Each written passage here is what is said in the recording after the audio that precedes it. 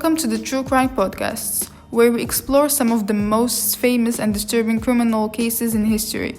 Today, we're going to delve into the life and crimes of Jeffrey Dahmer, a man who terrorized the city of Milwaukee in the late 80s and the early 90s. In this episode, we will examine the details of Dahmer's crimes, his background, and the investigations that ultimately led to his capture. Jeffrey Dahmer was born in Milwaukee, Wisconsin in the 60s. He had a difficult childhood marked by frequent moves and his parents' tumultuous marriage.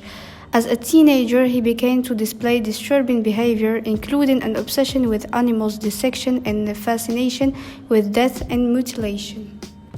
Dahmer's killing spree began in the 80s when he picked up a hitchhiker and lured him back to his apartment. There, he drugged and strangled the man before dismembering his body and disposing of the remains. Over the next several years, Dahmer would repeat this pattern with at least 60 more victims, most of whom were young gay men of color. Dahmer's crime went unnoticed for several years, partly because his victims were from marginalized communities and often has troubled past. But in 1981, one of his would-be victims managed to escape and alerted the police. When they searched Dahmer's apartment, they found human remains in his refrigerator, freezer, and other areas of his home. Dahmer was arrested and eventually confessed to his crimes, providing chilling details of how he had murdered and dismembered his victims. He was charged with 15 counts of murder and sentenced to life in prison.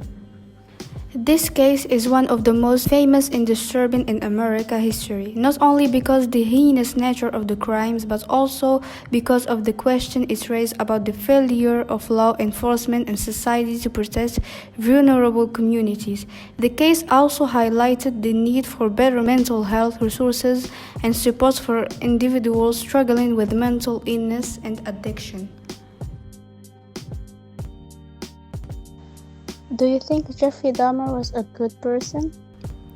Maybe at one point in his life, he was decent, but his crimes changed that. He did horrifying things and was aware of doing it. I wouldn't call him good. There are plenty of people who have gone through the same or worse than he did as children, but have never resorted to doing the things he did. I would hardly call him a good person. If you want to rank him among other serial killers, then due to his detailed confessions and willingness to be honest about his crimes, you could say he was better than the others.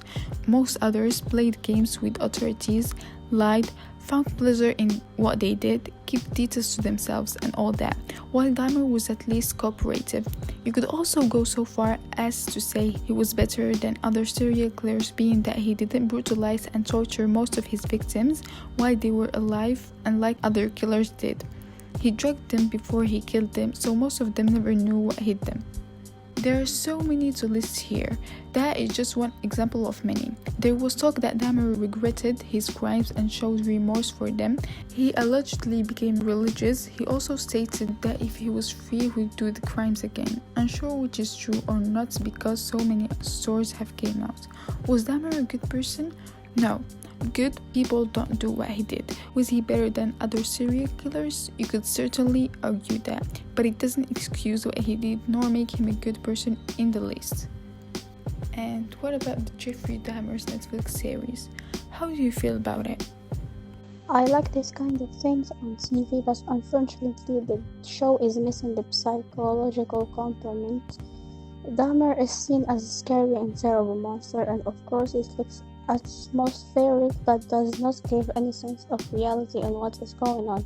I thought the show was aimed at conveying the feelings of people damaged by traumatic events caused by this monster, and I was hoping it would give a deep understanding of what was happening in the head of this murderer and cannibal, but it gave me the vibe of an average horror story and nothing more.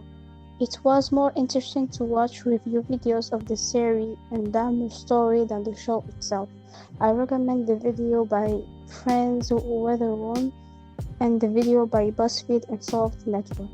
That's all for this episode of the True Crime Podcast. Join us next time as we explore another captivating criminal case.